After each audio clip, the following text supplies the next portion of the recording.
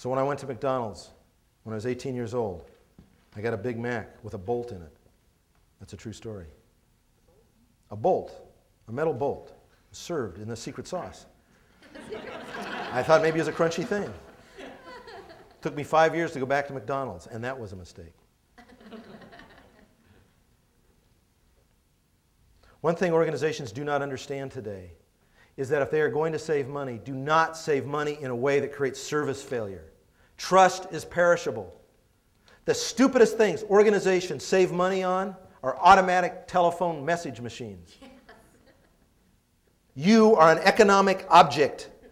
As an object, please press the button if you know your party's extension. Otherwise, try to tap it in on your damn little pad. We care about you. Compromising on service failure is a death wish. We see it constantly as an effort to save money. Corporate character comes from the inside. Here's a problem for all of us, is that we're wired for lies. There are 3 strategies that all of us use to get out of our responsibility. So I'm working with this CEO who's a very volatile, emotional, but very charismatic guy. And this is what happened. Right before the last turndown in tech, he's told by people, his direct reports, very senior, very bright people, there's a reduction in spending on technology going on in the marketplace. And we have all these people employed, all these very expensive consultants. And we need to figure out what we're going to do right now.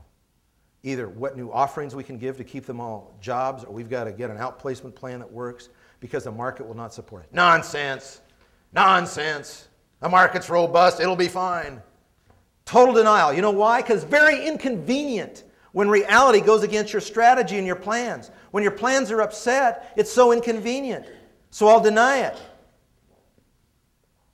Now we can laugh at the CEO, but how about your kid, your friend, your uncle, who drinks too much? Oh, it's not a problem. He's such a lovable guy. After denial, then the reality comes. So then we distort. We're not getting the flow of business. We're going to start losing money because we've got all these expensive, high-priced consultants. Now I'm going to distort. Well, it's their own fault. If they were working hard, we could get the business. No, the whole market's shrinking. Everybody's having the same problem. No, these guys, these are high-paid guys. They should know how to get results. It's their fault. So how do we distort the uncle? Well, I know it's only 2 DUIs, but, they really weren't his fault. He didn't have anybody to drive him home. If there had been a designated driver, I'm sure he would have asked. See, we're just making excuses, not facing reality. Then we rationalize. Okay, so here's how the story goes with the CEO. We're going to have a reduction in force, RIF, that's the lingo. We're going to have a RIF. We're going to RIF 600. Ooh, that wasn't enough, we're going to RIF another 800. That wasn't enough, now we're going to RIF 1,200. And it's their own fault for not making themselves busy and productive. Total failure of leadership. Deny, distort, and rationalize. Our uncle wraps a car around a tree.